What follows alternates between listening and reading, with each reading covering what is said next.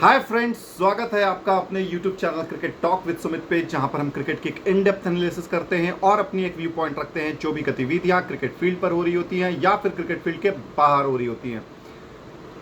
आज बात होगी संजू सैमसन की, बात होगी ईशान किशन की, बात होगी हार्दिक पांड्या की, बात होगी शिवम दुबे की, बात होगी अक्षर पटेल की, बात होगी आज जेकब बेथल की, बात होगी आप हार्दिक पांड्या की जो लास्ट ओवर, अर्शदीप की।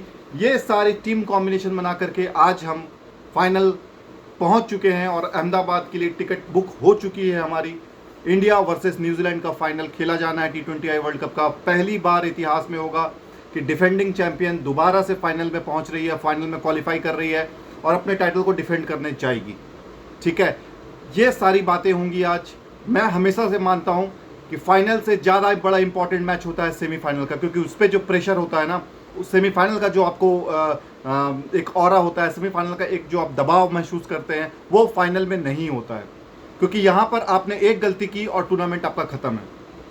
फाइनल में फिर भी आपको एक सहानुभूति होगी कि हाँ चलो हम फाइनल एटलीस्ट पहुँचे, लेकिन सेमीफाइनल में आप हारते हो ना, कोई याद नहीं करता।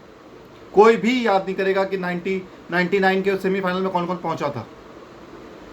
ठीक है, मुझे तो पता है, एज ए क्रिकेट फैन मुझे पता है कि हाँ न्यूजीलैंड पहुंची थी, पाकिस्तान पहुंची थी, ऑस्ट्रेलिया पहुंची थी, साउथ अफ्रीका पहुंची थी।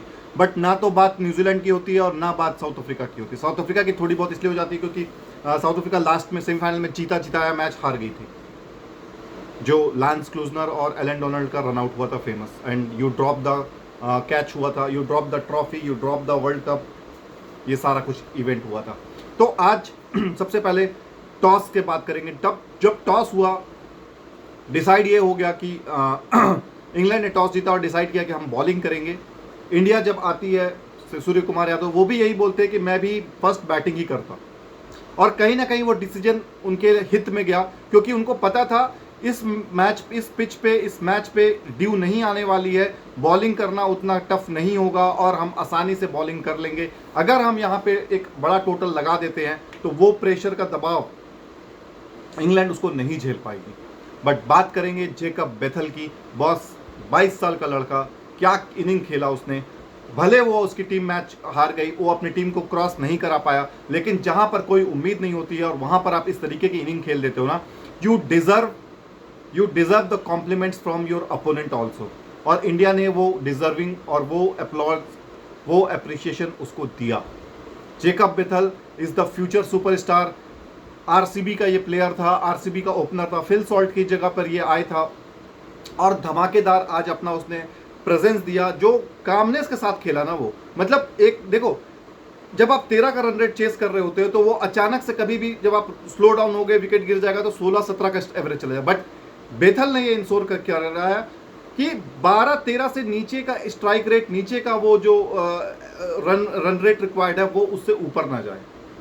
तो बेथल ने यहाँ पर ये कैलकुलेटेड खेला। साथ देने उनके आए विल जैक, साथ देने आए उनके टॉम बैंटन, साथ देने आए उनके सैम करन। ये तीनों लास्ट में जो थोड़ी बहुत कंट्रीब्यूशन किया उन्होंने मैच को, मतलब इंग्लैंड तो डन एंड डस्टेड था। 3 ओवर, मतलब पावर प्ले में ही 3 विकेटें इंग्लैंड की गिर चुकी थी। इंग्लैंड के जो 3 मेन प्लेयर थे, जो हम बैंक कर रहे थे कि हाँ ये 3 प्लेयर ही होंगे जो मैच को जिता सकते हैं, उसमें से एक फिल सॉल्ट था, एक आपका बटलर था और एक आपका ब्रुक था। ये तीनों आउट होकर के चले जाते हैं घर को, और वहां से मैच बनाता है इंग्लैंड। टॉम बैंटन और जेकब बेथल का जो अनएक्सपेक्टेड था, उन्होंने बेथल ने आते ही 3 छक्के मारे लगातार आपके वरुण चक्रवर्ती को। उस ओवर में उन्होंने 22 रन बटोरे। उसके बाद जो अगला ओवर बॉलिंग करने आए अक्षर पटेल, उसके फर्स्ट बॉल पे भी छक्का मारा उन्होंने, उसके सेकंड बॉल पे भी बेंटन ने छक्का मारा, थर्ड बॉल पे जाकर के बेंटन आउट हुआ। तो ये जो दिखाता है ना इंग्लैंड का, ये मतलब इंग्लैंड बहुत फंसी हुई पिच पे क्रिकेट खेल रही थी। 3 मैचेस कंटिन्यूअस अपने उसने ग्रुप स्टेज में जीता था, कॉन्फिडेंस हाई था। इंग्लैंड यहाँ पर डिजर्व करती थी, लेकिन इंग्लैंड पिट गया सिर्फ और सिर्फ अपने बॉलर की वजह से, जो वो 200-250 प्लस का स्कोर। अगर इंडिया यहाँ पे 220-230 बनाती ना, जिस तरीके से कमेंटेटर बात कर रहे थे कि 220 बन गए, 230 बन गए फाइनल का, मैं जब भी उस समय भी क्रिकेट खेल रहा था, देख रहा था, तो मैं यही बोल रहा था इंडिया 20 रन अभी भी शॉर्ट है। अगर वो शिवम दुबे रन आउट नहीं होता ना वहां पे, जो हार्दिक पांड्या ने रन आउट करवा दिया, इंडिया 270 टच करती। और वो डिफरेंस फिर अच्छा खासा इस मैच में लेकर के आता, क्योंकि 270 बन जाते। पावर प्ले में 6 ओवर में आप 70 रन भी अगर लगा देते ना, तब भी आपको 14 ओवर में 200 रन चाहिए था, और 14 ओवर में 200 रन बनाना इज क्लोज टू इम्पॉसिबल। 250 का टारगेट आप लेकर के गए हो पास। Thanks to Hardik Pandya and thanks to Arshdeep and thanks to the golden star Jasprit Bumrah. Last के जो 5 ओवर में जो इंडिया ने बॉलिंग कर दिया ना, वो मैच का डिफरेंस क्रिएट कर दिया। मतलब मेरे को याद है यार, 6 ओवर में 84 रन चाहिए था, वो 6वें ओवर में, मतलब 15वें ओवर में 14 रन निकालते हैं, हो जाता है इक्वेशन 70 रन का। 5 ओवर में 70 रन चाहिए था। वहां पर जसप्रीत बुमराह आता है बॉलिंग करने, और जसप्रीत बुमराह ने वहां पे इनको रोक के रखा। इंडिया ने फिर एक टैक्टिकल मूव्स किया कि वहीं पे सेकंड, मतलब 16वां ओवर अर्शदीप को करवाया। उसके बाद जो वहां पे जिसका भी ब्रेन होगा भाई, कि 17वां ओवर हम जसप्रीत बुमराह से करवा दें, 18वां ओवर हम लोगों ने 3 ओवर में 45 रन का टारगेट कर पहुंचवा दिया था। जो 16वां ओवर फेंका ना अर्शदीप ने, 17वां ओवर, जो 17वां ओवर अर्शदीप ने वहां पे फेंका, वहां पर लास्ट में जो 6 और 4 लग गया, उसकी वजह से जो रन रेट रिक्वायरमेंट था, या जो रन रिक्वायरमेंट थी 3 ओवर में 45 रन, इंग्लैंड वहां पे चुप कर गया। इंग्लैंड ने वहां पे कैलकुलेट ये कर लिया कि जसप्रीत बुमराह का आखिरी ओवर है, इसको हम रोक देते हैं, क्योंकि मारने का कोशिश ही नहीं किया उन्होंने। उनको लगा कि जसप्रीत बुमराह को अगर हम हिट करते हैं और यहां पर हमको विकेट लॉस कर जाएंगे, हम मैच ही खत्म हो जाएंगे। इंग्लैंड ने भी वहां पे कैलकुलेटिव मूव लिया, इंडिया ने भी वहां पे एक कैलकुलेटिव मूव लिया कि हमको यहां पे जसप्रीत बुमराह से ही बॉलिंग करवाना है, और जसप्रीत बुमराह ने उस ओवर में मात्र 6 रन दिया। इक्वेशन हो गया 2 ओवर में 39 रन। अब हार्दिक पांड्या बॉलिंग करने आते हैं, पहला ही बॉल पे 6, जेकब बेथल का सेंचुरी, पूरा प्रेशर हार्दिक पांड्या के ऊपर। लेकिन वहां से जो हार्दिक पांड्या ने बॉलिंग कर दिया ना, जो लास्ट के 5 बॉल थे उसमें सिर्फ 3 रन दिया हार्दिक ने, और विकेट भी निकाला सैम करन का, जो वहां पे तिलक वर्मा ने जबरदस्त कैच पकड़ा। वहां से गेम पूरा पलट गया। जब आपको 6 बॉल पे 30 रन चाहिए, वहां पे इंडिया ने डिसाइड किया कि हम शिवम दुबे को बॉलिंग देंगे। शिवम दुबे को बॉल देना इसलिए भी अच्छा रहा क्योंकि वो एंगल के साथ बॉल को बाहर निकालता है, तो वो लेफ्ट हैंडर के लिए बहुत डिफिकल्ट होगा उस जोन में मारने के लिए। और उसको सिर्फ 2 बॉल टपाने थे, उसने 3 बॉल टपा दिए, और उसमें एक विकेट भी मिल गया रनआउट के तौर पे फर्स्ट बॉल पे ही, जब वो 2 रन भागने के लिए गए आपका जेमी ओवर्टन और जेकब बेथल। वहां पर हार्दिक की सुपर थ्रो आई, विकेट ऑलमोस्ट वहां पे डन एंड डस्टेड था, मैच वहां पे डन एंड डस्टेड था। ऑल्दो जोफ्रा आर्चर ने वहां पे 3 छक्के लगा दिए, लेकिन मैच खत्म था वहां पे। We have won by 7 run, but mind you ये बड़ा मार्जिन होता है। इंडिया ने आज फील्डिंग जबरदस्त की, और अक्षर पटेल को तो भाई मैन ऑफ द मैच दे देना चाहिए इस फील्डिंग की बदौलत। जो उसने 3 कैचेस पकड़े, भाई वो लाजवाब थे, और स्पेशली हैरी ब्रुक का और विल जैक्स का, इन दोनों की जो कैचेस उसने पकड़ी, माइंड यू मैच को उसने एक तरफा से इंडिया के ओर कर दिया। वहां पर हम लोगों को एक सीमा पे लग रहा था, जब विल जैक्स और जेकब बेथल बैटिंग कर रहे थे, वहां पे लग रहा था कि ये मैच निकाल कर ले जाएंगे। वो इतनी आसानी से चेस कर रहे थे ना, मतलब लग नहीं रहा था कि यार 250-260 का टारगेट चेस कर रही है इंग्लैंड। एकदम मक्खन की तरह स्मूथ चल रहा है, जब मर्जी तब। और विल जैक्स और आपका एक पार्टनरशिप जाकर के अगर आप हाईलाइट देखोगे ना, आप उसके हाईलाइट्स को देखो कि उन्होंने जब भी टारगेट किया ना किसी बॉलर को, उसके फर्स्ट और सेकंड बॉल को टारगेट किया, जिससे ओवर को बड़ा बनाया जा सके। वो पहला दूसरा बॉल पे ही छक्का और चौका मारते थे, जिससे 10 रन आ जाते थे। उसके बाद वो इजी बाउंड्री, क्योंकि उसके बाद ना बॉलर के पास बचता नहीं, बॉलर सिर्फ बचने का देखता है। अब जो बैंटन को आउट किया ना अक्षर पटेल ने, वहां पर अगर वरुण चक्रवर्ती टाइप का बॉलर होता ना, तो वो बचने के लिए निकल जाता। लेकिन अक्षर पटेल वहां पर लाइन हार्टेड बॉलर था, बोला ले फिर मार। उसने छक्का मारा दूसरे बॉल पे, तीसरा बॉल उसने स्लो किया, बोला, और उसी लेंथ पे किया, बोला अब मार के दिखा। वहां पर वो बीट हुआ बॉल के फ्लाइट पे, बॉल के पेस पे, और अपना विकेट थ्रो करके बाहर हो गया। वरना बैंटन भी अच्छा खेल रहा था, एट विल वो छक्का मार रहा था। इंग्लैंड के जितने सुपरस्टार थे वो आज फेल हुए, चाहे वो बटलर हो, सॉल्ट हो, ब्रुक हो। एक अनएक्सपेक्टेड हीरो इस मैच पे आया, बेथल, और लीथल क्रिकेट खेल करके पूरा का पूरा इंग्लैंड को सेटल करके गया वो। इतना उसके इंपैक्टफुल इनिंग थी। ये इनिंग से सूर्य कुमार यादव की भी हलक जान में आ गई होगी कि भाई सोचे तो थे हम कि हाँ 180, 200, 220 तक इंग्लैंड जा सकता है, बट इतना मैच को क्लोज लेकर के जाएगा और इतना डीप हो जाएगा मैच कि जहां पर आपको बुमराह की ब्रिलियंस ही काम आएगी और कुछ काम नहीं आने वाला, क्योंकि आपके कोई भी बॉलर विकेट टेकिंग ऑप्शन पे जा ही नहीं रहते। चाहे वो आपका अर्शदीप हो, चाहे वरुण हो, चाहे अक्षर हो, कोई भी विकेट टेकिंग के लिए नहीं जा रहा था। सिर्फ हार्दिक और यहाँ पर जसप्रीत बुमराह ये ही विकेट टेकिंग के लिए जा रहे थे। ये जो दो बॉलरों के 8 ओवर थे ना, ये मैच जिता करके चली गई टीम इंडिया को।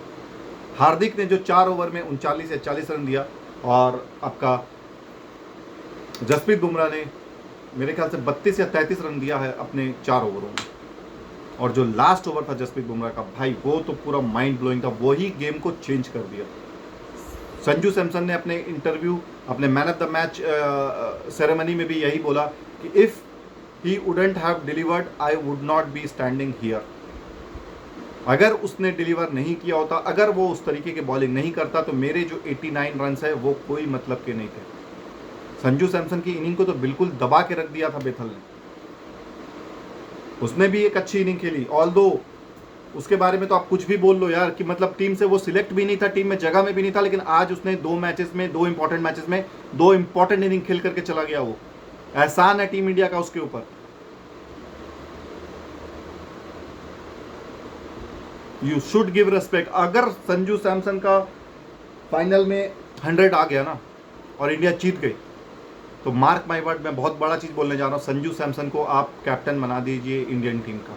He is just 31 years old, और जिस मैच्योरिटी के साथ वो खेल रहा है, he is your captain material. क्योंकि अब सीएसके के भी कैप्टनसी वो कर सकता है, और विकेट कीपर भी होगा, ओपनिंग बैट्समैन भी होगा। वो सारे इंग्रेडिएंट संजू सैमसन के पास है जो एक प्लेयर में होनी चाहिए और एक कैप्टन में होनी चाहिए। सूर्य कुमार यादव आज फिर बैटिंग से फ्लॉप होकर के गए। 11 रन बनाया, 1 छक्का बनाया, लेकिन गलती उसकी भी नहीं है क्योंकि बॉल ज़्यादा नहीं थे, आधा था, मारना था, ताबड़तोड़ कर इनिंग खेल रहा था। लेकिन जो इंडिया की तरफ से तिलक वर्मा ने 7 बॉल पे 21 रन मारा, वो गेम चेंजर। नहीं तो इंडिया 230, 240 पहुंचती। जो इंडिया 230 की जगह पे 255 पहुंची, वो तिलक वर्मा की वजह से। वो इम्पैक्ट इनिंग जो उसकी आनी बहुत ज़रूरी थी। तिलक वर्मा को बहुत सारे लोगों ने राइट ऑफ कर दिया कि भाई इसको अब मैच से बिठा दो, इसको अब मैच में नहीं खिलाओ। बट वो बताया कि मैं क्या चीज हूं और मैं क्या कर सकता हूं। ठीक है, ईशान किशन की इनिंग जो उसने 18 बॉल पे मार के गया है, वो भी अनमैचेबल।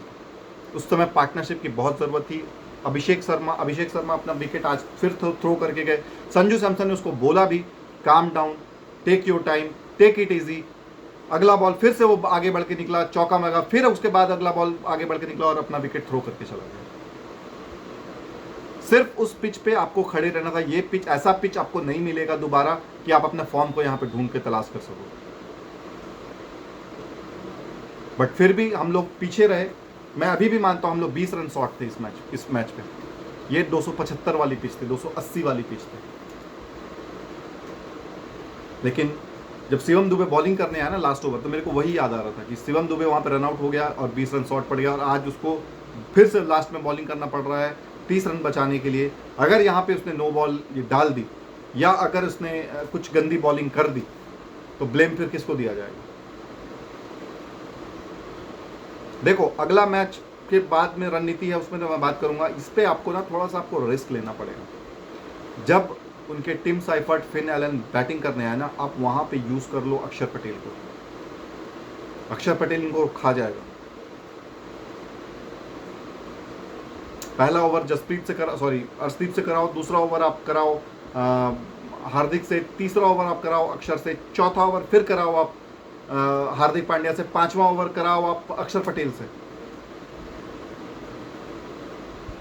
इस तरीके से आप कॉम्बिनेशन करके कराओगे तो आप अक्षर और हार्दिक पांड्या दोनों के ओवर यूटिलाइज कर लोगे, और आपके बच जाएंगे और दूसरा चीज, अब क्या सही समय आया है कि वरुण चक्रवर्ती को बिठा करके हम कुलदीप को ट्राई करें?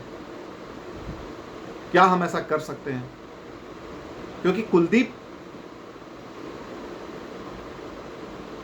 अगर विकेट गिरता भी है ना, विकेट रन्स बढ़ते भी हैं, तो कुलदीप फिर भी विकेट टेकिंग के लिए जाता है। लेकिन मैं आज देखा वरुण को कि बचने के लिए देख रहा था, विकेट में उसकी बॉल ही नहीं जा रही। तो जब विकेट में बॉल नहीं फेंकोगे दोस्त, तो विकेट आपको विकेट कहाँ में मिलेगी? आप बचने का देख रहे हो, लात में टांग में बॉल डाल दूं, वाइडर ऑफ द क्रीज जा करके वाइड यॉर्कर ट्राई करूं, थोड़ा फास्टर ट्राइजेक्टरी में बॉलिंग करूं, 110, 115, 120 की स्पीड में बॉलिंग कर रहा था, बचने का देख रहा था। जब आपका माइंडसेट उस तरीके का हो जाता था कि मेरे को बचना है, तो वहां पर आप गलतियां कर देते हो। आप विकेट टेकिंग के ऑप्शन के लिए जाओगे ना, एक छक्का पड़ भी जाएगा तब भी आप विकेट लोगे, जिस तरीके से अक्षर पटेल ने किया।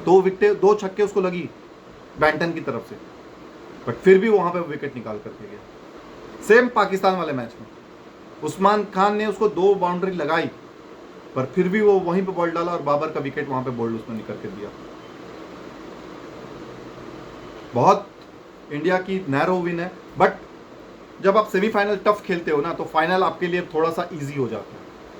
हमने 2011 का वर्ल्ड कप भी देखा कि जब हमारे लिए हमने सेमीफाइनल में पाकिस्तान को हराया, टफ मैच था, टफ अपोनेंट थे, तो फाइनल में हम आराम से उसको सेटल आउट कर पाए। ठीक है, तो जब आप टफ सेमीफाइनल खेलते हो, टफ क्वार्टर फाइनल खेलते हो ना, तो फाइनल आपके लिए इजी हो जाता है, क्योंकि प्रेशर आप खेलना जानते हो। हार्दिक पांड्या आज वो डिलीवर कर सका बिकॉज ये सिचुएशन में ऑलरेडी वो पहले था। अर्शदीप ये इसलिए कर चुका क्योंकि वो सिचुएशन देख चुका है। जसप्रीत बुमराह से तो आप कभी भी आंख बंद करके बॉलिंग करवा लो, और यार जसप्रीत बुमराह के लिए ना नाइंसाफ़ी होगी कि जो क्रेडिट हम रोहित शर्मा, विराट कोहली को देते हैं ना एज ए बैट्समैन, बॉलर में भैया ये विराट कोहली और रोहित शर्मा का भी बाप है, ये आप मान लो। वरना कोई भी बॉलर होगा ना, वो यही बोलेगा यार मेरे को तो आप कभी 5वें में ला रहे हो, ओवर में फेंक पा रहे हो, कभी 1 ओवर, फिर आप बोलते हो 10वें में डाल दो, फिर 1 ओवर बोलते हो 15 में डाल दो। लेकिन जसप्रीत बुमराह है, आपको पास लग्जरी है, वो किसी टाइम पे भी लेकर के आओ, वो वहां पर आपको डिलीवर करके देगा। ये है जसप्रीत बुमराह आपके लिए, और ये लग्जरी है। यूजी ने भी आज कहा कि भैया उसके तो चरण धो करके पी लो, वो भी कम है, क्योंकि जो वो बंदा करता है और वो जो कर सकता है, मैंने बहुत कम बॉलर को देखा है वो ये करते हुए।